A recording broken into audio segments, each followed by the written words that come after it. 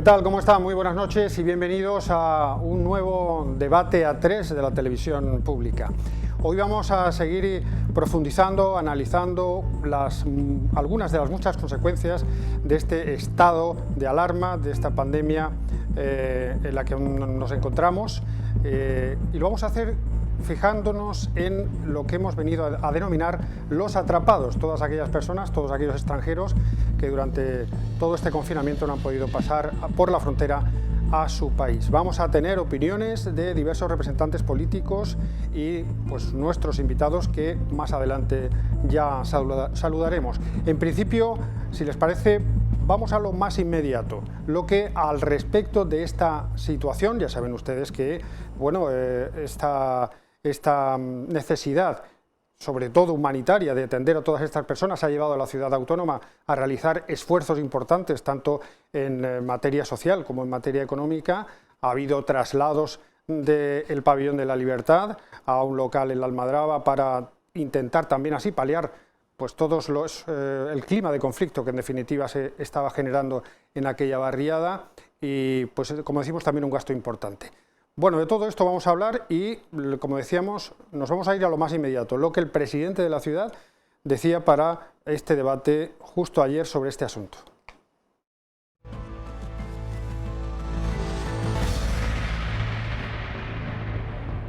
Nosotros seguimos creyendo que esta es una competencia que afecta fundamentalmente a cuestiones de extranjería, a cuestiones de funcionamiento de la frontera, incluso a cuestiones de inmigración. No lo entendía así la abogacía del Estado, se nos comunicó y por tanto actuamos de manera consecuente, realizando un esfuerzo personal por parte del trabajo que se han llevado a cabo los distintos servicios y también un esfuerzo económico muy notable, muy relevante. Y también teniendo en consideración y agradeciendo, como hago, además de este esfuerzo personal, la colaboración de una empresa privada que nos ha cedido las instalaciones de una nave en el Tarajal. ¿Por qué digo esto? Porque en principio nunca nos pareció que los polideportivos fueran el lugar más adecuado. No nos lo parecía porque bueno, no reunían condiciones y además porque la situación era una situación tensa, difícil, desde el punto de vista de los incidentes, de los altercados que allí se producían, que ponían en riesgo la integridad física de las personas alojadas y que también suponían una perturbación adicional para la propia barriada donde está el Polideportivo de la Libertad fundamentalmente. Lo acaban de oír, el presidente pues ha hecho un histórico de estos 2 últimos meses con relación a este asunto, haciendo hincapié no solo en los esfuerzos realizados, sino también en ese clima de intranquilidad, en ese clima cuestionable desde el punto de vista social en la barriada, que llevó a la necesidad del traslado de todos los atrapados, de las decenas de marroquíes y extranjeros que estaban allí. Nos hemos ido a la barriada para conocer, después de ese traslado, cuál es la opinión de los vecinos al respecto de todo lo que allí ha venido sucediendo.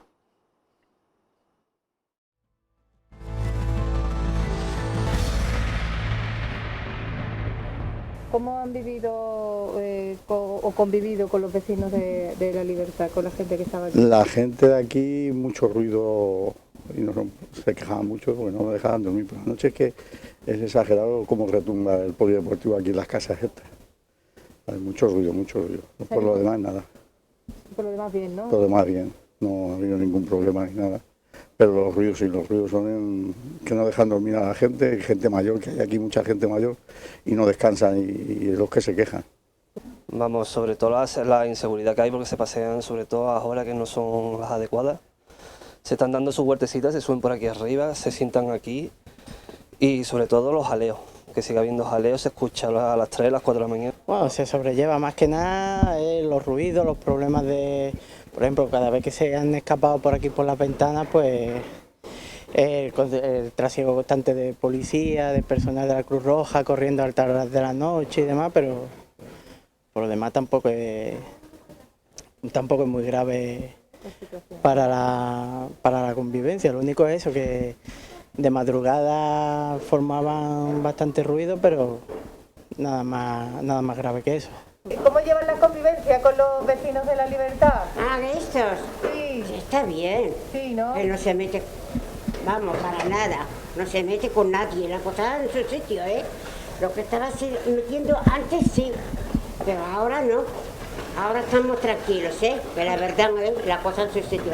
Ahora está muy tranquilo. Pues muchas gracias. Sí, la verdad, muy tranquilo, señora. Pues la verdad que fatal, pero sobre todo los vecinos de allí. Yo que vivo en San Daniel, mejor, porque se oía un poco menos, pero por la noche, algunas noches han sido horrorosas. Mucho escándalo, luego se ponían, gente que conozco de allí, se ponían a pegarle golpes, se subían en las rejas, las 2, las 3 de la mañana, exagerado, muy mal. Bueno, una noche con bengalas y todo, que te voy a contar. Pues hay noches que es imposible de conciliar el sueño. Golpes, porrazos, chillidos, música a las 3, 4 de la mañana. Yo entiendo de que están aquí, no quieren estar, pero también la ciudad o delegación del gobierno o a quien corresponda debería de pensar también en la vecindad. Esta es una barriada muy tranquila y después, bueno, horario de paseo. Salen, se ponen por aquel lado a fumar porros, se ponen a beber, arman ruido, arman escándalo, hay críos pequeños por la calle. Inseguridad ahora mismo mucha, por lo menos en la zona de aquí de los alrededores del pabellón. Y por la noche, ya te digo, a partir de las 12 de la noche esto es una feria. No entiendo el porqué, habiendo seguridad privada, seguridad de la ciudad como policía local, no toman cartas en el asunto. Bueno, esa es la opinión mía, desde luego.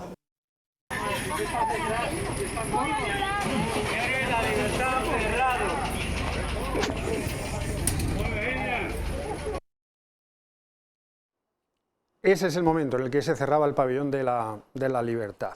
Pero el problema persiste, todas esas personas siguen estando aquí en nuestra ciudad. Hubo unas, digamos, tímidos intentos de repatriaciones, hasta 3, con listados cuyos criterios de selección nadie conoce, pero, insisto, esas personas siguen estando aquí porque Marruecos sigue manteniendo la frontera cerrada a cal y canto. ¿Qué debe pasar ahora? El presidente de la ciudad apela a la negociación del gobierno español con el marroquí.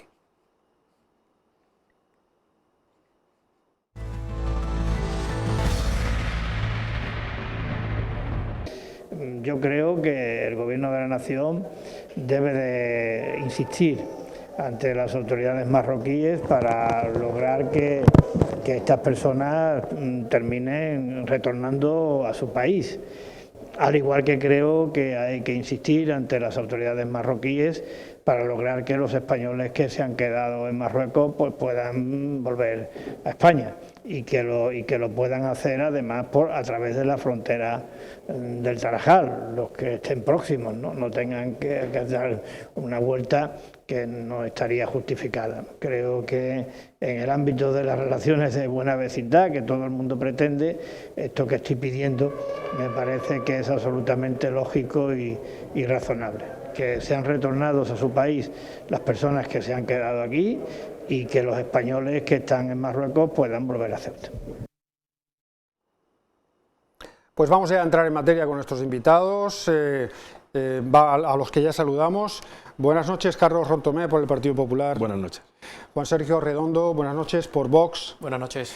Y ya saben que este es un debate a 3, nos falta presentarles un invitado que en este caso no vamos a poder hacerlo, porque sería el representante del Partido Socialista del PSOE, partido que ha declinado la invitación. De hecho, nuestra jefa de producción los invitó vía WhatsApp y la contestación la voy a leer textualmente para que no quede ningún género de dudas.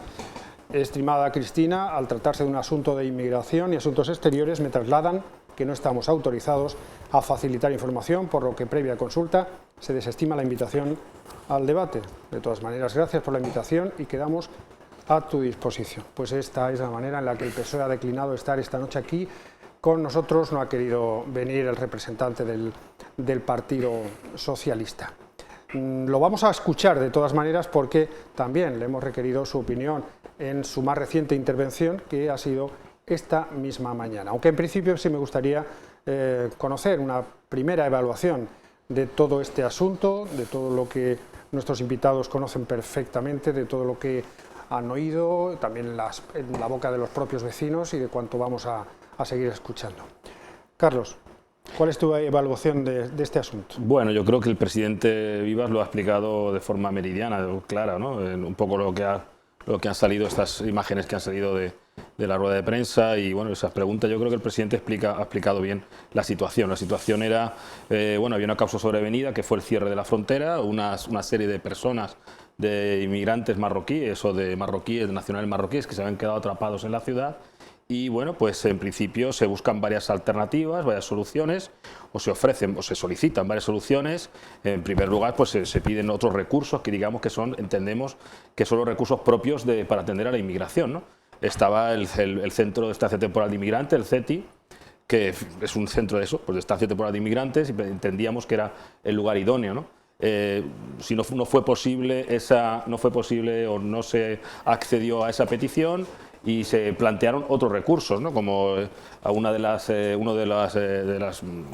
naves o de parte de lo que es el centro penitenciario de Mendizábal. En fin, se solicitaron varios espacios que considerábamos que eran más, eran mejores lugares que los polideportivos, pero finalmente la delegación, pues digamos que optó por imponer el criterio de los polideportivos, que ya digo que desde el primer momento entendimos que era un error, ¿no? Era un error evidentemente porque, bueno, y se ha visto demostrado, no era el lugar idóneo, no solamente no reunía las condiciones. Quizá a lo mejor para un tiempo corto, 10, 12, 15 días habría sido una solución, pero preveíamos que esto iba a ser bastante largo y de hecho así ha sido. Llevamos ya 3 meses, ¿no?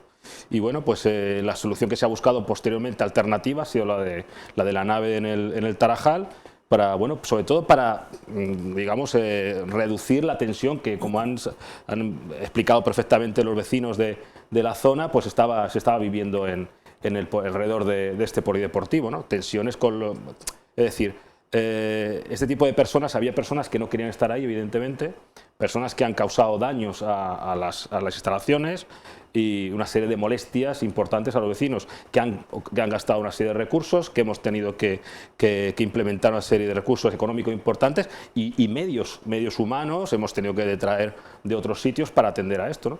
Bueno, se ha hecho lo que se ha podido y lo que siempre bajo las órdenes de la delegación. ¿Y cuál es la posición, Juan Sergio, de Vox en todo este asunto? Bueno, nosotros desde el principio mostramos nuestra oposición frontal, directa, y así lo manifestamos en los medios de comunicación, que entendíamos que estos lugares no eran los adecuados para acoger a estas personas. Entendíamos que la delegación del Gobierno no estaba cumpliendo con su función, con su obligación directa de buscar los espacios adecuados para confinar a estas personas, a estos transfronterizos, a estos marroquíes, y lo manifestamos y propusimos algunas alternativas en ese momento. Nosotros sabíamos que esto generaría problemas en las instalaciones, que no eran las adecuadas. Evidentemente, 2 polideportivos no son los adecuados para recoger a estas personas, y sabíamos que iba a generar también problemas por las características de estas personas en los entornos donde se ubicaban estos polideportivos. Propusimos algunas alternativas más alejadas. En un momento insistimos en la necesidad de acondicionar de manera precipitada, pero quizás hubiera sido posible haberlo hecho en un corto espacio de tiempo, como era el centro penitenciario de Los Rosales. También propusimos alguna instalación militar en la zona del Serrallo, o quizás García Aldave, que estuviera alejada y que también pudiera servir y se pudiera acondicionar para acoger a estas personas. Evidentemente no fuimos escuchados, pero bueno, pues después los hechos nos dieron la razón. Al principio se nos criticó, se nos dijo de todo, como suele pasar, pero la realidad es que los hechos nos daban la razón. Esto ha generado problemas, ha complicado durante unos momentos muy difíciles, unas semanas muy difíciles de confinamiento para todos los ciudadanos en Ceuta. Se le ha hecho mucho más complicada la situación debido a los problemas que se han generado en estos polideportivos, y bueno, pues el resultado al final pues ese ha tenido que ser el de intentar buscar otro sitio, sacarlo, llevarlo. Creo que se van a ubicar o se están ubicando en una zona, en una nave del Tarajal. Las molestias y los problemas ya se han ocasionado. Ahora la ciudad autónoma va a tener que invertir dinero, que es de todos los ceutíes, en acondicionar estos polideportivos, precisamente por una decisión que toma la delegación, que obliga a la delegación del gobierno a tomar a la ciudad autónoma. Nosotros también exigimos en su momento que la delegación del gobierno corriera con los gastos directos de estos desperfectos y de este uso indebido que se estaba dando a estas instalaciones. No hemos obtenido respuesta, y nuestro balance final de este asunto ha sido que en todo este tema la delegación del gobierno no ha cumplido con una obligación que tenía, ha hecho dejación de sus funciones, y pues el resultado al final lo vamos a tener que pagar todos los ceutíes. ¿Podríamos entender que de alguna manera ese capítulo se sufraga, el económico me refiero, con el anuncio del gobierno de enviar los 52 millones a Ceuta, aparte de los 7,2 millones que tienen otro objetivo? Bueno, en principio, el momento inicial hay una partida dedicada a gastos sociales. El primer... Lo digo más que nada porque las partidas tienen su finalidad inicial, porque podría ser de cara al gobierno pues algún argumento que esgrimir, ¿no? ante la posición expresada, por ejemplo, por el representante de Vox. Bueno, lo cierto es que estos 25 millones de este fondo no reembolsable, lo cierto es que no tienen carácter finalista. Digamos que cuando se habla de educación, sanidad y reducción de ingresos, realmente lo que se ha hecho son una serie de variables que se utilizan para el cálculo, pero realmente no tienen carácter finalista, es decir, no tienen que dedicarse ni a educación, ni a sanidad, ni para compensar esa caída de recaudación. Entonces, bueno, se pueden utilizar para otros objetivos distintos y que tienen que ver, evidentemente, con la pandemia. Evidentemente, habrá que sacar de estas partidas o de otras los recursos para volver a dejar a los polideportivos en la situación que estaban antes de todo esto, sin contar, evidentemente, con el gasto que ha ocasionado el mantenimiento de los polideportivos, porque no solamente es el destrozo que se ha hecho, porque ha habido auténticos destrozos, sino también ha sido el mantener en personal y en material y en suministros, mantener esas instalaciones.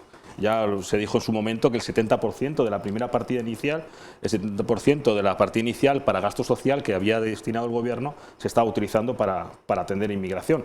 O sea que, digamos, para que se hagan una idea un poco de lo que le ha costado y lo que ha ocasionado para los gastos de la ciudad y para el presupuesto de la ciudad. Claro, en cierto modo es eso, es un dinero que se detrae de necesidades que van a tener los ceutíes para aplicarla a algo que ha venido derivado por una mala decisión de la delegación del gobierno.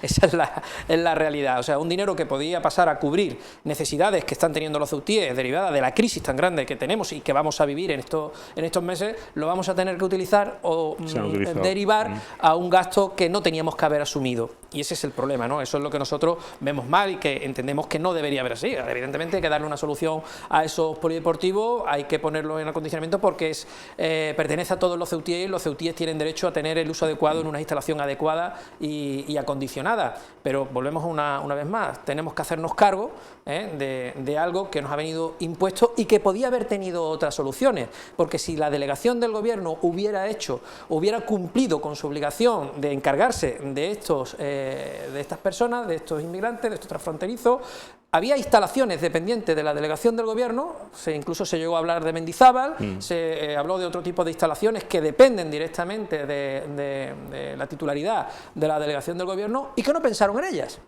Pensaron directamente en recursos propios de la ciudad autónoma, recursos propios de instalaciones de la ciudad autónoma, ¿no? Entonces, ahí ya estamos viendo que esas decisiones tomadas, esas decisiones impuestas, aprovechando ese mando teórico único que tenían, pues como digo, se han generado un perjuicio, se han impuesto a la ciudad autónoma y evidentemente directamente, no voy a decir indirectamente, también generan un perjuicio a los ciudadanos ceutíes. Pues vamos a conocer la opinión, en este caso del representante del Partido Socialista, del que queríamos estuviese con nosotros compartiendo también este debate, y aunque no ha podido venir, nosotros sí hemos ido a preguntarle a Manuel Hernández sobre este asunto.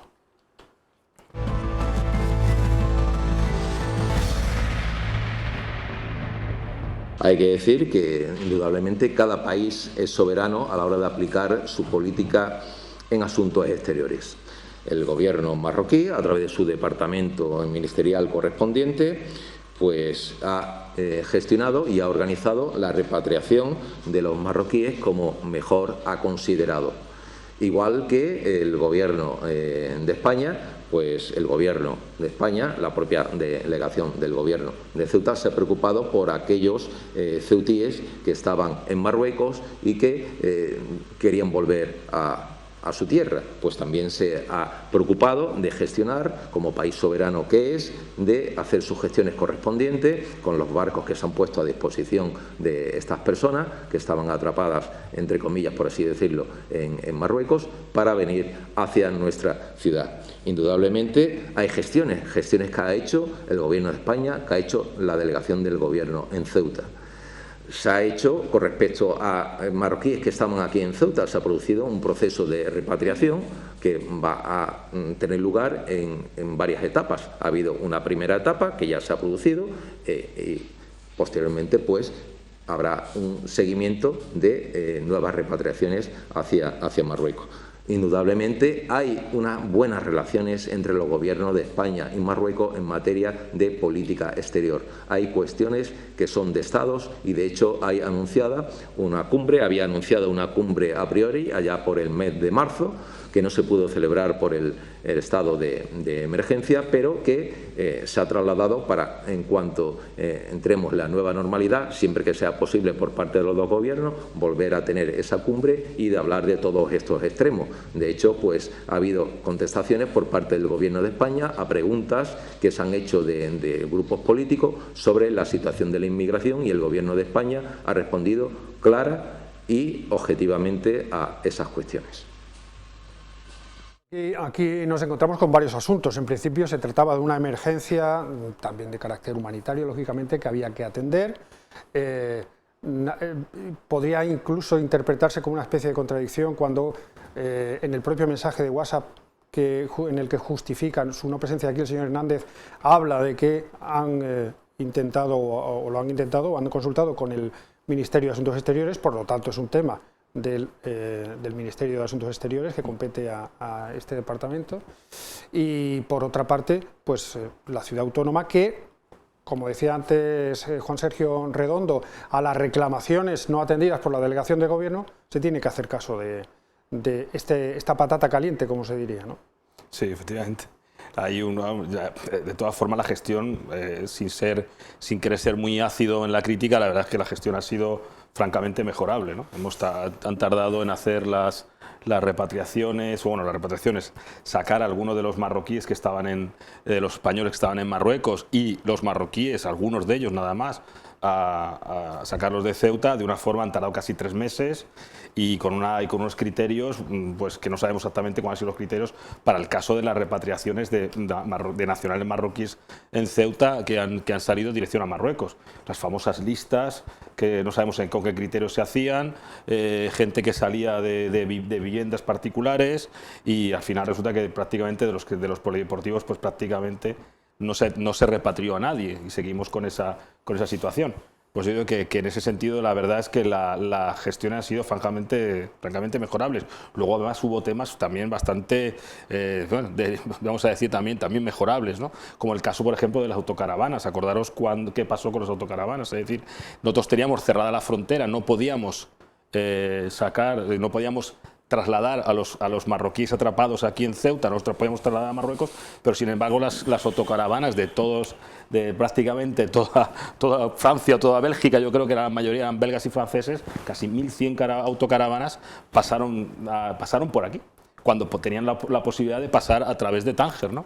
En fin, yo creo que todo esto ha sido es cierto que son relaciones internacionales, que son relaciones entre los estados, pero ya digo que yo creo que en general ha sido francamente mejorable la gestión de la delegación y del Gobierno de España, ¿no? Bueno, ha habido un momento de la intervención del portavoz del Partido Socialista que no sabía si estaba actuando como portavoz del Gobierno de Marruecos o de representante del Partido Socialista. Ha hecho ahí una defensa de los criterios del Gobierno marroquí y de cómo tenía que actuar el Gobierno de Marroquí por ser un país soberano, lo cual me ha dejado bastante sorprendido. Pero bueno, él sabrá por qué dice lo que dice y por qué hace lo que hace. Evidentemente la gestión de la delegación del Gobierno ha sido nula, ha sido cero, no ha existido. Aquí quien ha marcado los tiempos ha sido el Gobierno marroquí. O sea, la política, en este caso de las repatriaciones, ha sido un ordeno y mando de las decisiones que ha tomado el Gobierno marroquí, que ha decidido en qué momento y qué personas son las que se podían repatriar. La delegación del Gobierno, ahí teníamos un problema de unas listas, ellos hacían unas listas, esas listas no se tenían en consideración por parte del Gobierno marroquí, después aparecían otras terceras listas que hacían pues gente que parece ser que tenían contactos con el Gobierno marroquí, o sea, un poco caótico, ¿no? Lo que quiere decir que al final ha sido Marruecos el que ha dicho, estas son las personas que me interesa que pasen a mi territorio. Eso no se circunscribe, no debe circunscribirse al ámbito de las relaciones bilaterales. Yo creo que esto trasciende al ámbito internacional. Marruecos ha hecho caso omiso a cualquier tipo de convención, incluso a la Carta de Naciones Unidas. Se desentiende directamente de sus nacionales. Dice, esto sí, esto no. Bueno, ustedes son marroquíes, son nacionales marroquíes. ¿Usted tiene obligación de hacerse cargo de todo y cada uno de sus nacionales? Porque así lo recoge la legislación internacional que usted, evidentemente, como miembro de la Naciones Unidas, ha suscrito. Entonces, ¿de qué estamos hablando aquí? No hago caso, impongo, decido, y la delegación del Gobierno y el Gobierno de la Nación Española aceptan esa regla del juego.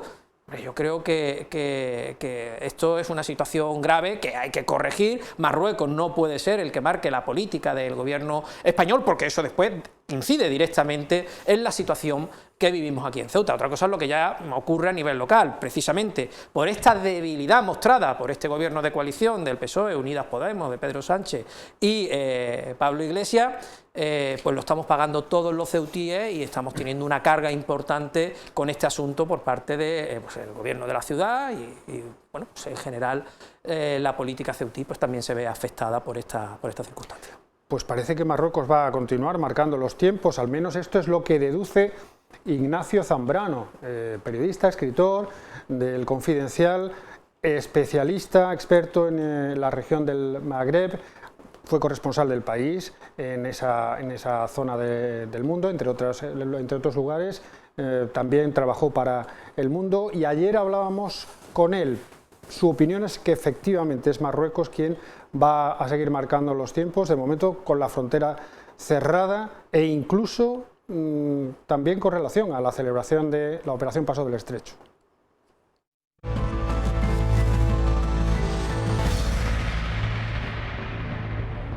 ¿Qué estrategia crees que se encuentra detrás del cierre de la frontera? De alguna manera anticipado, con ciertas medidas antes de la pandemia, con ralentizaciones, con mayor celo en la vigilancia, justo en el último caso, antes de iniciarse la pandemia, la prohibición de entrada de pescado. No sé, recurrir a la socorrida reivindicación de la soberanía me parece a mí que es más un ejercicio de escaparatismo que otros objetivos que quizás sean más accesibles en el tiempo. No lo sé. Yo creo que Marruecos ha actuado así, ese blindaje, por dos razones. La principal es que está convencido de que su sistema sanitario es muy, muy débil y por tanto era muy fácil que se quedara colapsado y para evitarlo ha tomado medidas drásticas. Medidas tan drásticas que ningún otro país, yo creo, las ha tomado, como por ejemplo no permitir el regreso de sus ciudadanos que se habían quedado atrapados fuera o un confinamiento más drástico todavía que el impuesto en España, que ha sido bastante radical. Esa es la primera razón Y la segunda razón es que yo creo que también había, más allá de la debilidad del sistema sanitario, la propia preocupación del jefe del Estado, del rey, que sabe que tiene problemas respiratorios y que en febrero de 2018 fue además operado de una arritmia cardíaca en París. Evidentemente esta decisión, la del cierre de las fronteras, que atañe y compete exclusivamente a Marruecos, a ese país, pero ¿te consta que el gobierno español haya intentado realizar algún tipo de gestión? No me consta. Lo digo porque hay muchos ceutíes allí en Marruecos que no pueden volver, claro. Bueno, ahí introduciré primero un matiz. A partir del momento en que se produjo el cierre por parte de Marruecos, el que se produjo en cuestión de unas horas y además que prácticamente no fue anunciado, las autoridades españolas consiguieron, sin embargo, que las dos fronteras terrestres de Ceuta y Melilla estuvieran abiertas 11 días más en la dirección Marruecos-España. Y por ahí salió mucha gente, no solamente españoles, sino franceses. Yo conozco incluso el caso de mexicanos o estadounidenses que estaban de turismo en Marrakech y que salieron por Ceuta.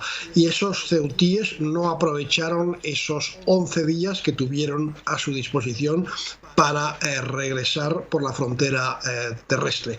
Y tú dices que es una decisión soberana de Marruecos el cierre de la frontera, por supuesto, pero cuando se supone que hay una relación de amistad y de buena vecindad, es algo que se dialoga y se comunica a las autoridades españolas y desde luego no se hace en los plazos tan cortos en los que lo hizo Marruecos, suspendiendo de inmediato los vuelos y dando, si no recuerdo mal, el cierre de la frontera de Ceuta fue anunciado un viernes sobre las 9 de la noche y quedó cerrada a cal y canto en el sentido España-Marruecos a las 6 de la madrugada del día siguiente.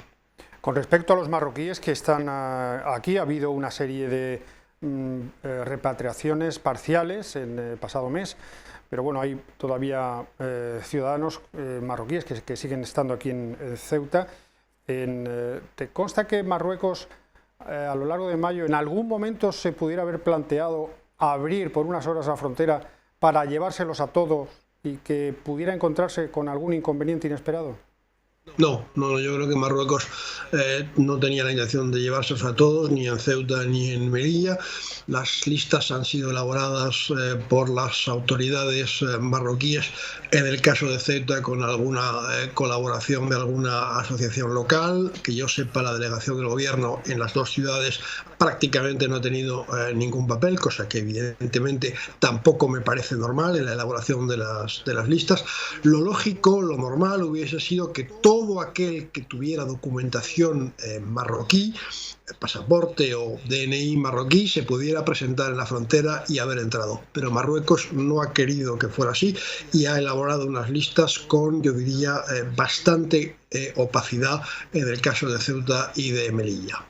Sí, Ignacio, una última cuestión. ¿Alguien entiende que estas fronteras podrían abrirse en septiembre? Yo no tengo ni idea de cuándo va a reabrirlas Marruecos. Lo único que sí sé es que el Moncloa, el gobierno español, había fijado una posición ya en el mes de abril, o más bien mayo, que supongo mantiene, pero tampoco estoy seguro, y que consistía en que si Marruecos quería que se desarrollara la operación Paso del Estrecho, tenía que reabrir las fronteras terrestres de Ceuta y Melilla, porque una parte de esos marroquíes que regresan a casa de vacaciones, el año pasado fueron a través de Ceuta y Melilla unos 450.000, muchos más por Ceuta que por Melilla. Bueno, pues una parte de ellos tenía que poder pasar por Ceuta y Melilla, porque además Además, los puertos de Tánger y de Nador no pueden absorber todo ese tráfico adicional de coches y de pasajeros. Y eso es lo que era la posición del gobierno español. Si la mantiene y si hay OPE, es evidente que se tendrán que reabrir las fronteras terrestres. Me da la impresión de todas formas que Marruecos no tiene ninguna prisa por reabrir las fronteras terrestres. Tiene un poco más de prisa en reabrir los vuelos internacionales para ver si puede salvar una parte de la temporada turística, pero por ahora no hay fechas en lo concerniente a Marruecos. No se sabe ni siquiera cuándo va a acabar el desconfinamiento. En teoría tenía que empezar, mejor dicho, arrancar en serio mañana, pero ya queda claro que no, y probablemente se alargue el confinamiento hasta finales de junio. Sí, efectivamente, en un reciente artículo tú mismo sostienes que Marruecos parece ser que no quiere saber nada de momento de la operación Paso del Estrecho, y yo no sé esto en qué situación situaría al gobierno español frente a, por ejemplo, el llamamiento que hace el presidente andaluz, Moreno Bonilla, de que efectivamente no se lleva a cabo esta operación, ¿no? Bueno, es un llamamiento compartido por los presidentes de Ceuta y de Melilla, que en la reunión del domingo de la conferencia de presidentes respaldaron la posición de Moreno Bonilla. Pero en fin, aquí lo que cuenta o lo que va a contar es lo que pide Marruecos. Si Marruecos pide OPE, aunque sea pequeña, aunque sea reducida en el tiempo, habrá OPE, y si no la pide, no la habrá. Por ahora, Marruecos no parece que sea su prioridad. Su prioridad es repatriar con cuentagotas a los miles de marroquíes que se quedaron varados en el extranjero cuando cerró de sopetón sus fronteras. La cifra que se baraja son aproximadamente unos 38.000, a los que se añadirán en breve las 7.000 temporeras que están en Huelva y cuyos contratos expiran o están expirando estos días.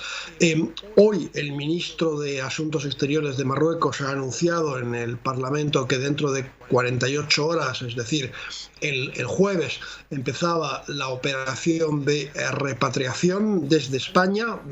Cuando hablan de España, ellos no incluyen a Ceuta y Melilla. Hablaba de la península. Se van a organizar algunos vuelos, que sería, después de Argelia, el primer país desde el que iban a traer a marroquíes varados. A mí me da la impresión de que van a traer de vuelta solo a una parte seleccionada en función de criterios poco transparentes, aunque es verdad que el ministro ha dicho que la prioridad será traer de vuelta a los más vulnerables. Los criterios de Marruecos son poco transparentes. Algunos de los marroquíes que se han quedado varados en el extranjero han recibido algún tipo de apoyo y de ayuda por parte de los consulados de Marruecos. Marruecos dice que han recibido ayuda o apoyo unos 6.000 de los 38.000 que estarían fuera. La verdad es que tampoco se entiende muy bien los criterios seguidos para, digamos, por parte de las autoridades marroquíes, para dar algo de ayuda a aquellos que se habían quedado fuera, y que muchos de ellos se han quedado sumidos en la indigencia, porque llevaban dinero para un determinado viaje de unos días, un billete de avión de vuelta para tal día. Eran personas que hacían turismo, comerciantes que iban a vender productos, algunos enfermos que iban a seguir en Europa algún tratamiento médico, y algunos trabajadores temporeros, y bueno, ese es el perfil de gente que se ha quedado varado fuera. En ningún caso estamos hablando de los marroquíes que residen legalmente en España, en Francia, en Italia, en Bélgica o en Holanda. Ignacio Cembrero, muchísimas gracias por tu participación en nuestro debate A3, ha sido un placer. Gracias a vosotros.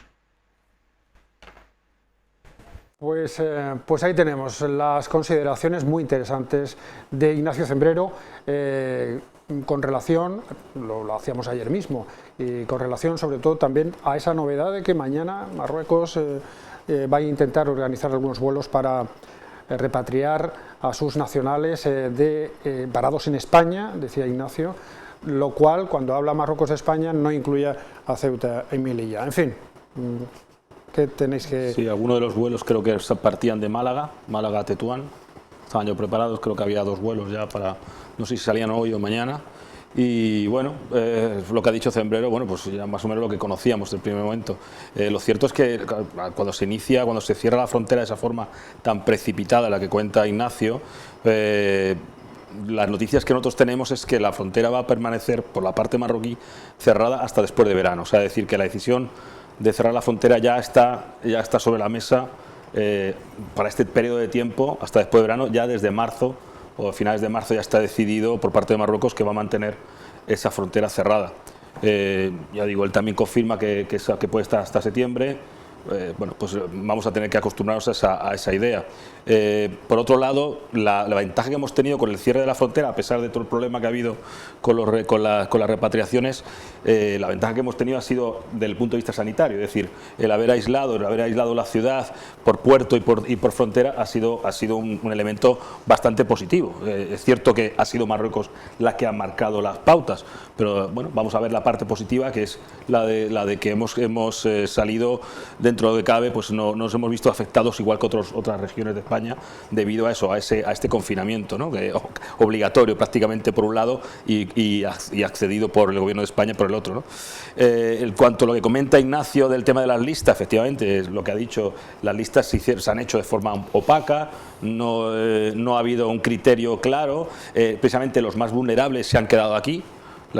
Los marroquíes más vulnerables son los que se han quedado en la ciudad.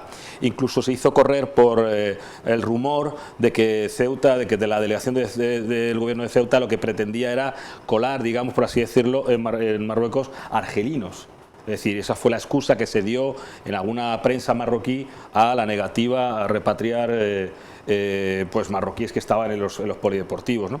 En fin, digamos que todo esto tiene que ver con un poco la forma de hacer política que tiene Marruecos. Tampoco nos vamos a sorprender a estas alturas, ¿no? Bueno, es una prueba evidente más de cómo marca la agenda Marruecos, ¿no?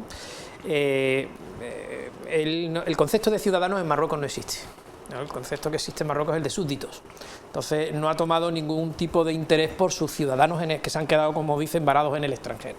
Cualquier nación se hubiera ocupado directamente de repatriar a sus nacionales que se han quedado en esta situación y hubiera hecho las gestiones adecuadas para intentar que llegaran al país de origen. No siempre son fáciles, pero sí que se hubiera puesto de manifiesto el interés por solucionar el problema de los nacionales que, en el caso, por ejemplo, de España, Francia, Inglaterra u otros países, como vimos con el asunto de las caravanas, pues pusieron ese interés especial de repatriar a sus nacionales que habían quedado durante este confinamiento en otros países. Marruecos no. Marruecos, él va a su interés, marca la agenda y ha encontrado un interlocutor como España que cede en todo y cada uno de esos aspectos. Para Marruecos es muy fácil las relaciones bilaterales con España. Yo impongo y tú obedeces. Si te interesa bien, si no te interesa, pues esto es lo que hay. Y así es muy fácil mantener unas relaciones diplomáticas.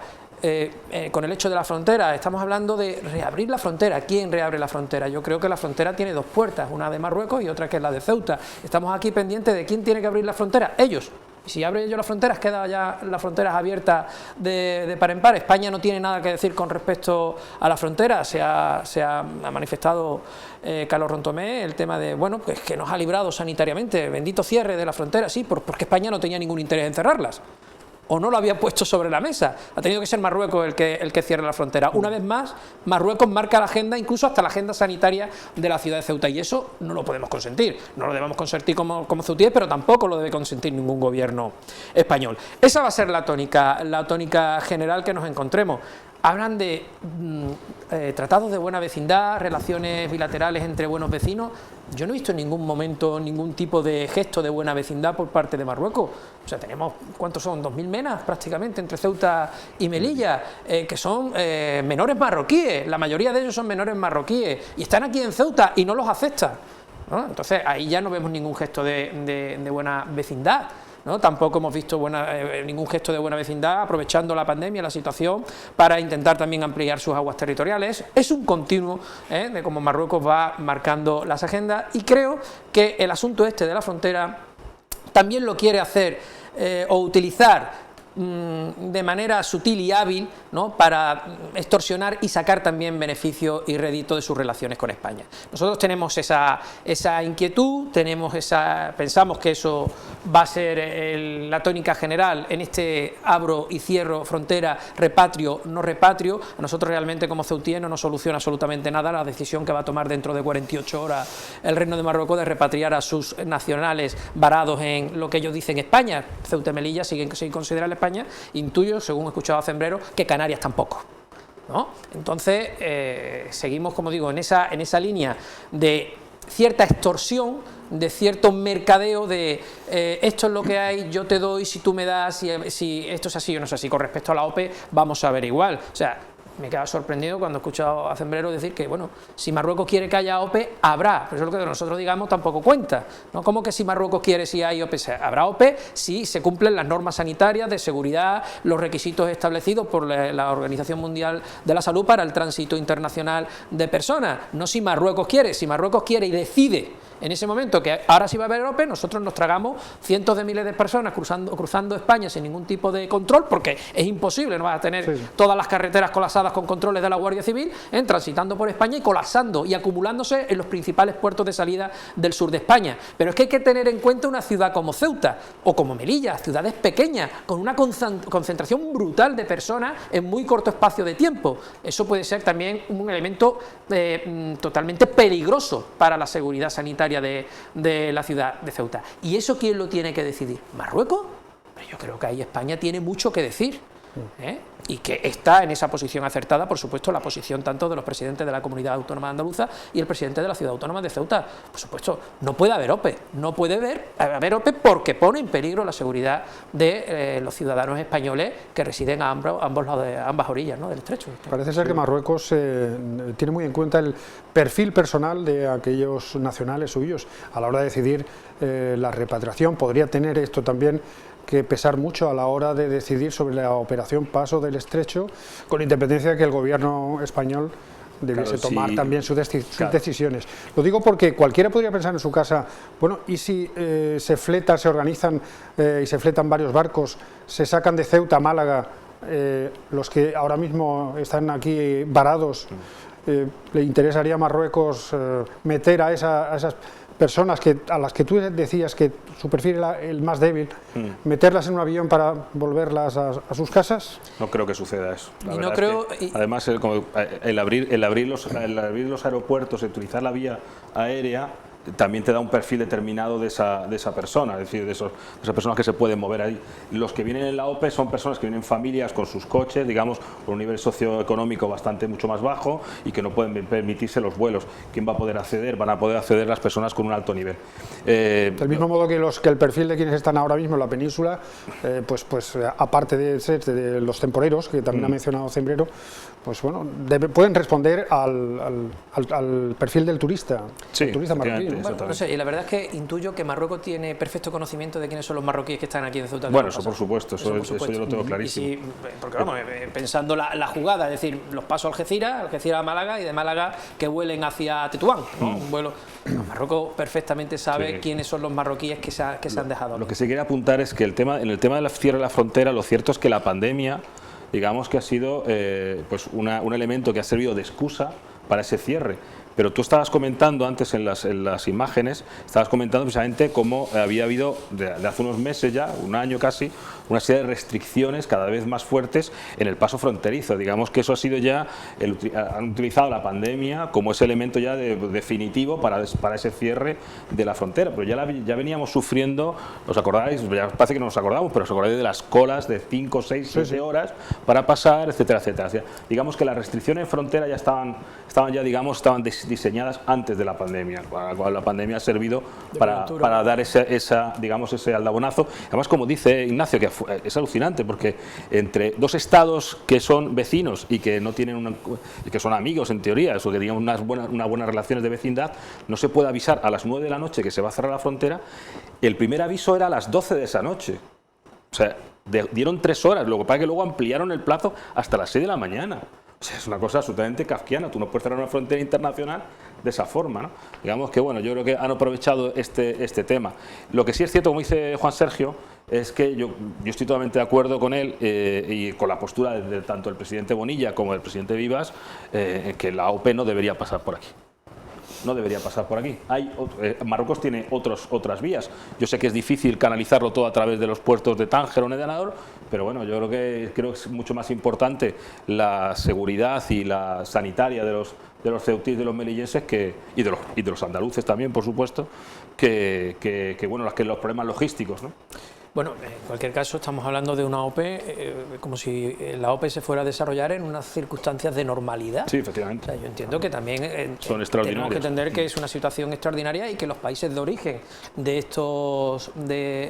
estos nacionales marroquíes, que van a partir de Holanda, Bélgica, Francia, Alemania, Suiza, también deben poner restricciones a la salida de estas personas de estos países. Entiendo que debe funcionar así. Yo creo que los acuerdos internacionales, en este caso en la Unión Europea, funcionan para algo, deberían funcionar para algo, y entiendo que estas OPE, estaríamos hablando de movimientos limitados de personas que salieran de esos países con todas las garantías de que, bueno, pues que pueden hacer este tránsito dentro de las normas sanitarias establecidas por la OMS y que llegarían a España con una garantía y no en tropel, no en cientos de miles. Pues continuamos y lo hacemos conociendo la opinión de la portavoz y de la líder del MDIC, Fátima Amir.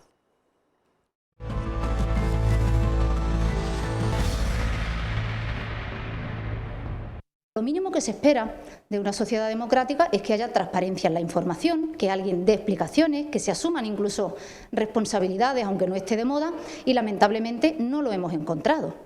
Lo más grave es que ya no es solamente la representación del Gobierno de España en Ceuta la que no ha dado la cara ante los ceutíes fundamentalmente, sino que tampoco ninguno de los representantes que tenemos en las Cortes, ni las representantes de Vox, ni el representante del Partido Popular han mostrado ningún interés por estos españoles que están atrapados en Marruecos. Y me explico. Es evidente que para la ultraderecha de Vox los musulmanes no somos españoles. Y esto no es una frase que yo me invente, esto es una conclusión a la que puede llegar cualquiera a la vista de que hay cientos de españoles ceutíes que están atrapados en Marruecos y por los cuales en ningún momento este partido ultraderechista ni ha dado la cara, ni ha preguntado en el Congreso, ni ha preguntado en el Senado, ni ha tenido el más mínimo gesto para demostrar que tenía alguna preocupación. Y de lo mismo con el representante del Partido Popular. Pero es que si además nos venimos al Ayuntamiento nos encontramos con que las demás formaciones que tienen representación a nivel local tampoco han hecho absolutamente nada ni han mostrado preocupación. Nosotros a día de hoy nos siguen escribiendo muchas personas, familias de personas que están en Marruecos, que están atrapadas, personas que tienen hasta 90 años, personas que están enfermas, personas que tienen algún examen o que iban a incorporarse a su puesto de trabajo y que no saben absolutamente nada. Es tan surrealista que nos dicen, estamos a 2 kilómetros, a 3 kilómetros de Ceuta, desde donde están, que suele ser aquí en Castillejos, en Rincón, cerca, vemos nuestra ciudad. Pero la única alternativa es tener que ir hasta Málaga, buscarnos la vida para llegar primero a Tánger, luego de Tánger a Málaga y luego de Málaga a Algeciras. Lo grave es que en toda esa odisea que tienen que realizar tampoco se les facilitan los trámites por parte de la delegación del Gobierno. Y son muchos los ceutíes que se han quedado tirados en el puerto de Algeciras. No entendemos cómo no se les facilitan las cosas.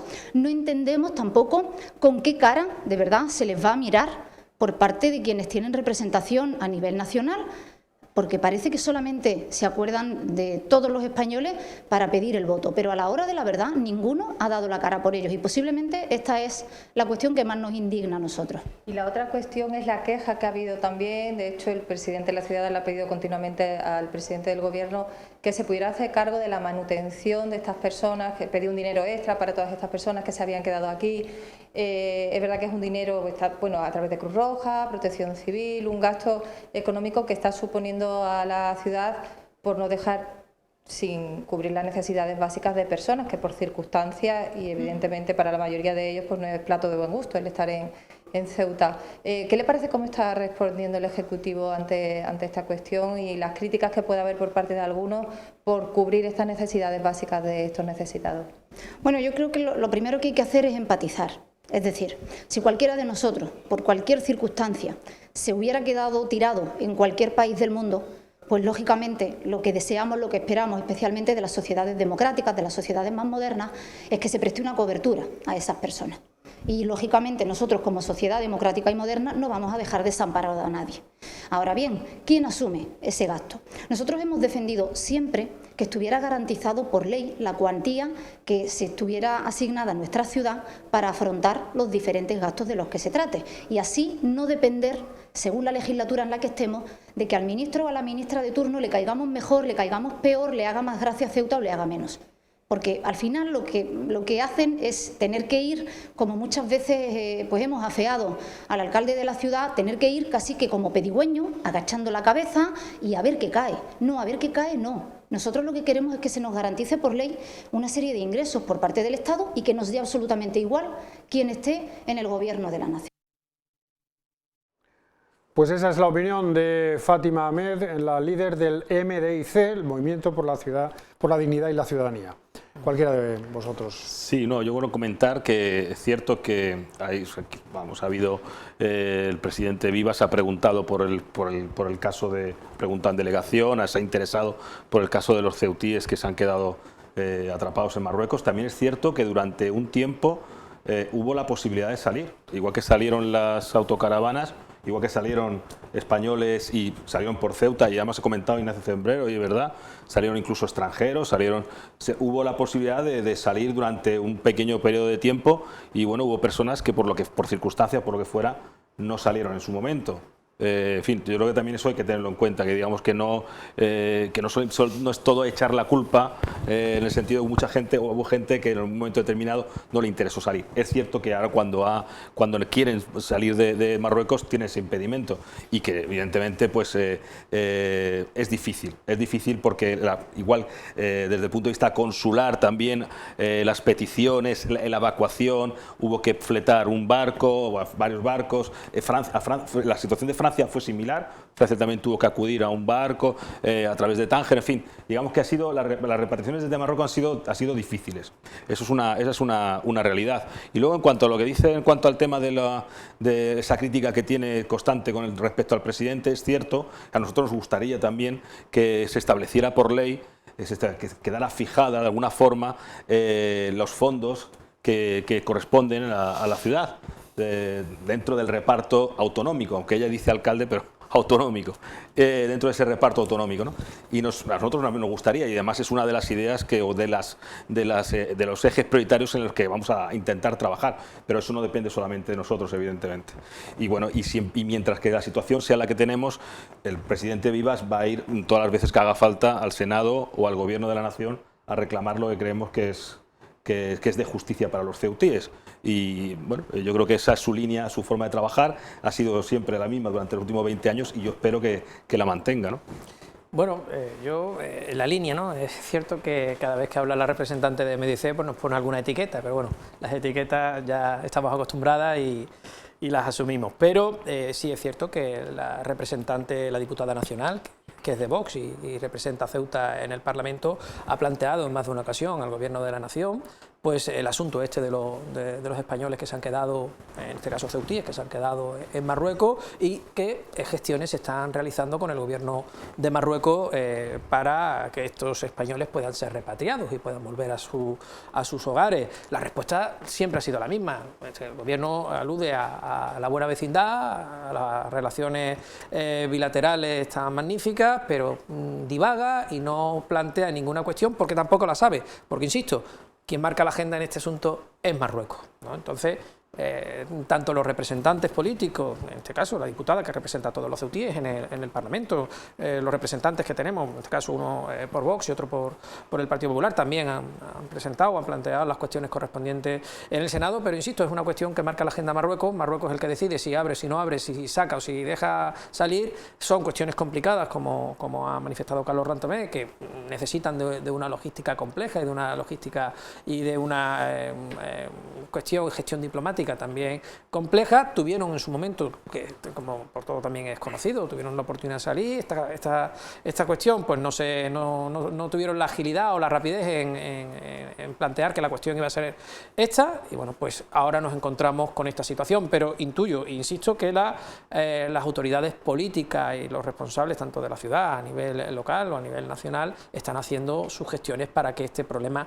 se resuelva, por lo que se ha comentado con respecto a la asignación y a los fondos que deben destinarse a Ceuta en la misma línea que ha marcado. Yo creo que ahí estamos de acuerdo, creo que estas cuestiones deberían estar ratificadas mediante el ámbito legislativo para evitar, ¿no?, estar un poco al albur de las intenciones de un gobierno o de otro o de cuestiones varias. Este es un dinero que pertenece por derecho a todos los ceutíes, que los ceutíes no somos ciudadanos de segunda, tenemos los mismos derechos a tener participación en este tipo de fondos que otros ciudadanos de nuestro país, y que, bueno, pues que, insisto, pues debe quedar eso consignado, debe quedar ratificado, y que, bueno, pues que ese dinero pues acabe llegando en tiempo y forma y no nos encontremos con situaciones como las que hemos estado viviendo en estos meses. Insisto, todavía el dinero tiene que llegar, no sé si habrá llegado. Hay una declaración de intenciones y... Todavía no. Eso iba a decir, al menos se ha anunciado, cosa que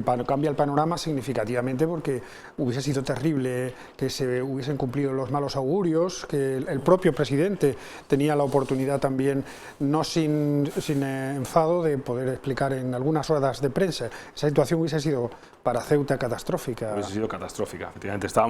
Era uno de los escenarios que estábamos barajando, y además estábamos intentando, bueno, pues recomponer un poco las finanzas y los presupuestos de la ciudad, si nos encontramos con ese escenario que era el peor de todos, claro.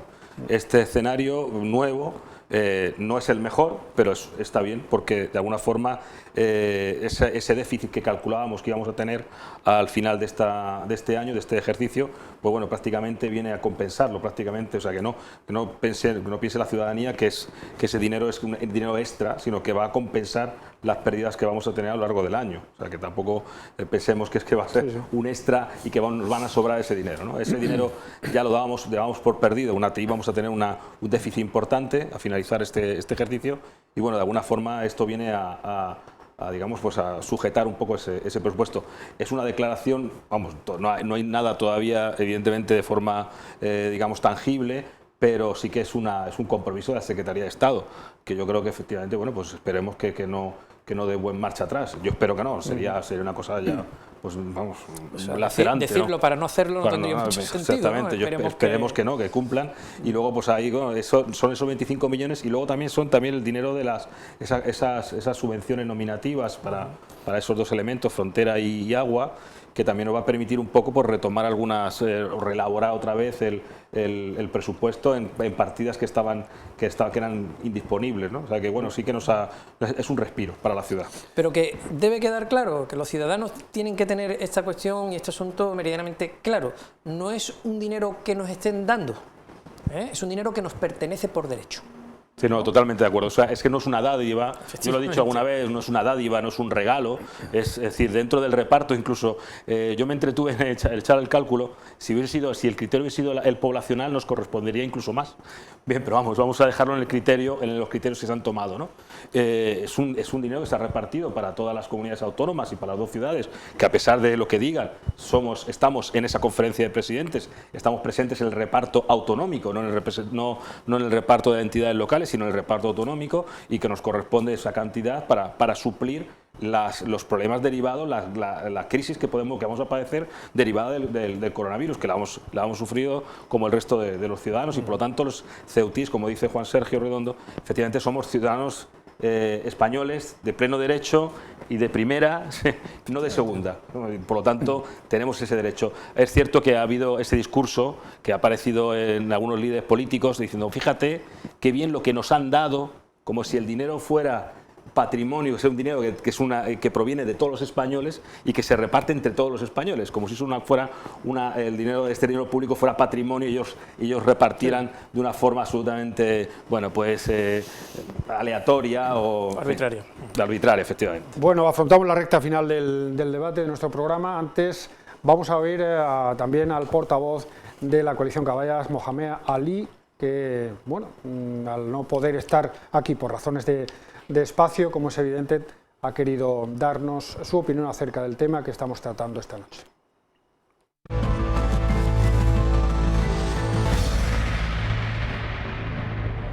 Esta es una situación compleja, ¿no?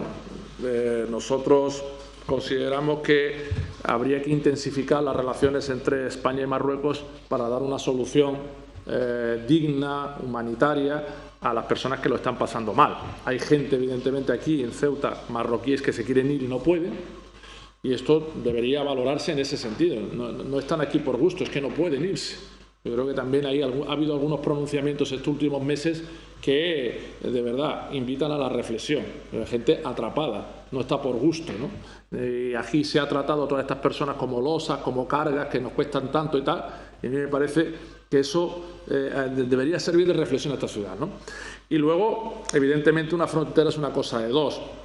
Hay ceutíes atrapados al otro lado y lo que nosotros deseamos es que ambos países puedan llegar a un acuerdo y se pueda disponer de las fronteras de Ceuta y Melilla.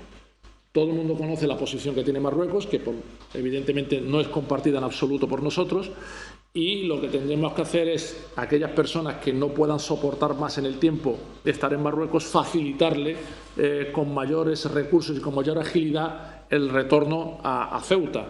Es cierto que la delegación del Gobierno está anunciando el tema de los barcos y tal, pero no es menos cierto que estas familias están encontrando trabas burocráticas, que están encontrando dificultades económicas y que todo esto debería canalizarse de una forma mucho más diligente. Bueno, pues volvemos a lo mismo, las dificultades y la necesidad, las dificultades de las personas de volver a sus casas, de atravesar la frontera, y la necesidad de llevar a cabo gestiones que lo pueden hacer posible. En este sentido, y de cara al panorama que se avecina, ¿sois más pesimistas que optimistas? Bueno, Mohamed Ali dice que deseamos, o sea, en el ámbito de los deseos, nosotros también nos desearíamos que la frontera fuera, que las relaciones fueran más fluidas, desearíamos que pudiéramos obtener las ventajas de un país amigo, cercano, fronterizo, con el que podamos intercambiar sin ningún tipo de problemas y sin trabas.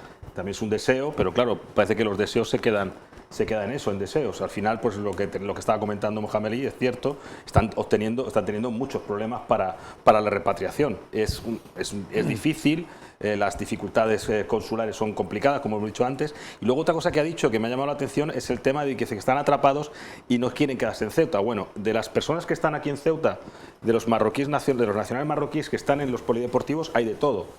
Hay varios perfiles. Hay efectivamente personas que están aquí atrapadas y quieren ir y volver a Marruecos y no pueden, y hay otros que no quieren ir a Marruecos. Y los tenemos alojados en estos recursos, antes en los polideportivos y ahora en la nave. De hecho, pues sucedió que cuando se enteraron de que iban a repatriar y aparecieron los autobuses, algunos, pero algunos cuantos se fueron de allí porque no querían volver a Marruecos, se querían quedar aquí. Es decir, o sea, que digamos que hay varios perfiles dentro de esas personas que están en estos recursos que se han habilitado, hay varios perfiles, no solamente el que indica Mohamed Ali, ¿no? Bueno, hablando de deseo, como podíamos extrapolarlo a los sueños son, pues los deseos son. Evidentemente las relaciones fronterizas con Marruecos nunca van a ser buenas para la ciudad de Ceuta, y no van a ser buenas para la ciudad de Ceuta partiendo de la base de que Marruecos niega la propia españolidad de la ciudad. Hemos escuchado manifestaciones en las que se hablaba de que, bueno, pues que Marruecos habla de España, pero no incluye a Ceuta y Melilla. Entonces, ¿qué fluidez, qué buena vecindad puede haber cuando tu otro interlocutor te está negando tu propia españolidad? Las relaciones fronterizas no van a ser buenas. Todo este problema lo están poniendo de manifiesto, lo ponen de manifiesto porque Marruecos utiliza el tema fronterizo pues para generar, ¿no?, cierta tensión que al final le genere a él algún tipo de beneficio. Así que, en este sentido, apelar a la buena voluntad de las autoridades del otro lado de la frontera, pues yo creo que no van a ir por el buen camino. Insisto, se van a quedar dentro del ámbito de los deseos. Aquí lo que se exige es el cumplimiento del derecho internacional, de los acuerdos establecidos entre España y Marruecos, los acuerdos bilaterales, los acuerdos internacionales firmados de Marruecos con la Unión Europea, y en esa línea tenemos que exigir que se cumpla con eso. Y dentro del estricto cumplimiento del derecho internacional y de los acuerdos bilaterales, intentar conseguir una relación no ya de cordialidad, sino de cumplimiento estricto y de respeto mutuo por este tipo de normas. Volviendo un poco al tema de lo que ha comentado también Carlos Rontomé, de los marroquíes que estaban aquí en Ceuta, efectivamente, había algunos marroquíes que quieren volver, pero es que hay otros que no quieren volver, que ni se les pasa por la cabeza volver a Marruecos. ¿Por qué razón? ¿Por qué razón? Quizá por una situación que se esté dando ahora mismo en Marruecos, me refiero a una situación de corte social, bueno, que no podamos conocer porque el hermetismo también llega a la... No, bueno, hay muchos casos, concretamente aquí en Ceuta hay que tener en cuenta que muchos de los que se llevan a los pabellones son estos inmigrantes irregulares que estaban en las zonas de ampliación del puerto. Claro, las escolleras, son gente que bueno, pues que tienen causas pendientes en Marruecos, gente que se ha dedicado a actividades ilícitas en su país, o en general, pues que una vuelta a Marruecos no le genera ningún beneficio y le genera posiblemente mayor perjuicio, ¿no? Esa es la realidad. En el momento en el que se les confina y se les tiene localizado y se les dice que van a volver a Marruecos, pues evidentemente se niegan porque ven que es una situación que le va a generar un perjuicio y que quieren seguir estando aquí en la ciudad. Y si la situación de pandemia tiene consecuencias económicas graves para un país como el nuestro, por ejemplo, podemos calcular cómo va a ser esa crisis en un país como Marruecos.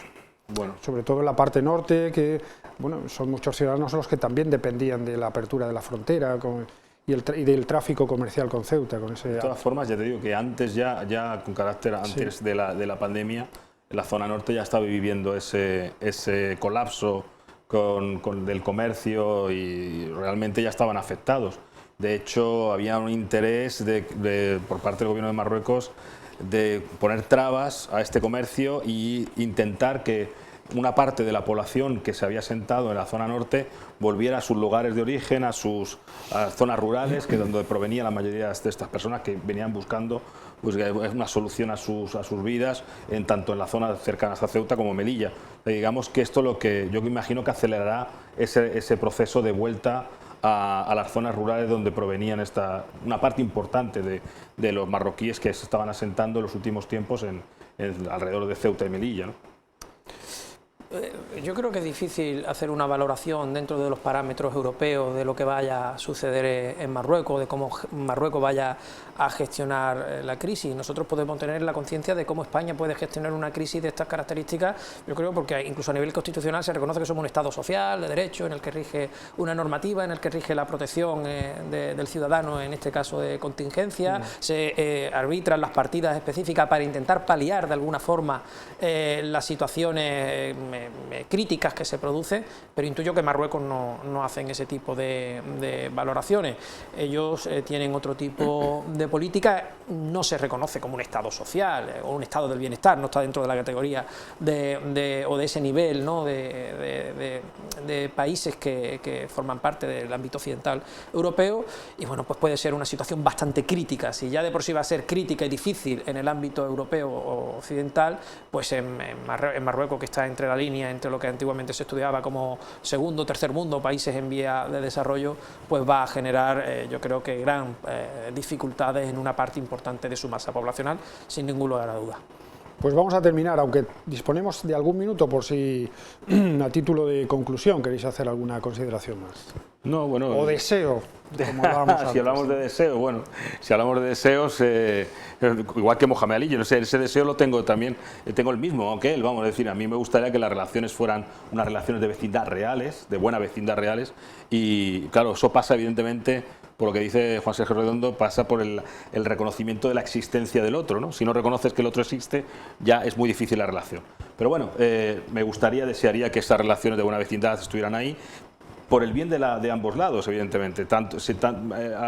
no es un problema que Marruecos tenga un crecimiento económico importante, como se está hablando un poco de lo que parece que está diseñándose al otro lado de la frontera, la zona franca y demás. No es un problema, es decir, que dos zonas colindantes crezcan económicamente es beneficioso para ambas partes, ¿no? O sea, a nosotros nos gustaría que eso fuera así y que las relaciones fronterizas fueran mucho más fluidas, y también, como dice Juan Sergio Redondo, que se cumplieran los tratados y se cumplieran lo que está firmado por ambas partes, ¿no? Bueno, en esa línea, ¿no? Yo no creo en eso de los deseos en el ámbito político y menos en el de las relaciones internacionales con el Reino de Marruecos. Yo creo, haciendo un poco de repaso histórico, que han sido infinitos. O sea, no podemos contar por ciento los acuerdos que España ha firmado con el Reino de Marruecos desde tiempos del sultanato. Yo creo que el primer tratado de buena vecindad que se intenta firmar con Marruecos ya data de Felipe IV y el primero ratificado de Carlos III. A todo ello siempre Marruecos ha respondido o bien con un sitio de la ciudad de Ceuta o bien con un sitio de la ciudad de Melilla y poniendo trabas de todo tipo. Yo lo que sí exijo, y eso sí que es un deseo, que creo que podemos trabajar en ello y que se puede cumplir, es que el Estado, que la nación española, que la nación a la que pertenecemos se implique directamente en defender los derechos y los intereses de las ciudades de Ceuta y Melilla, exija a nivel nacional, en los acuerdos bilaterales y a nivel internacional, el cumplimiento de la normativa del derecho y del respeto a esa normativa. Yo creo que en eso sí podemos trabajar, que podemos exigir que España cumpla con sus obligaciones en la defensa de los intereses de Ceuta, de Melilla, de Canarias, de los territorios extrapeninsulares, y si con eso pues conseguimos este objetivo, yo creo que de alguna forma el bienestar tanto de los ciudadanos de Ceuta, de Melilla como de Canarias, pues dentro de las circunstancias difíciles en las que nos movemos, puede quedar garantizada. Pues Carlos Rontomés, Juan Sergio Redondo son los portavoces del Partido Popular, de Vox, que amablemente nos han querido acompañar esta noche en nuestro debate a tres, cosa que le agradecemos muchísimo. Muchas gracias y buenas noches. A vosotros. Muchas gracias. Y a todos ustedes también, muchísimas gracias por acompañarnos un miércoles más. La próxima semana seguiremos hablando, será de otra cuestión, de otra de las consecuencias de esta pandemia, sin duda tema muy interesante de nuevo. Buenas noches.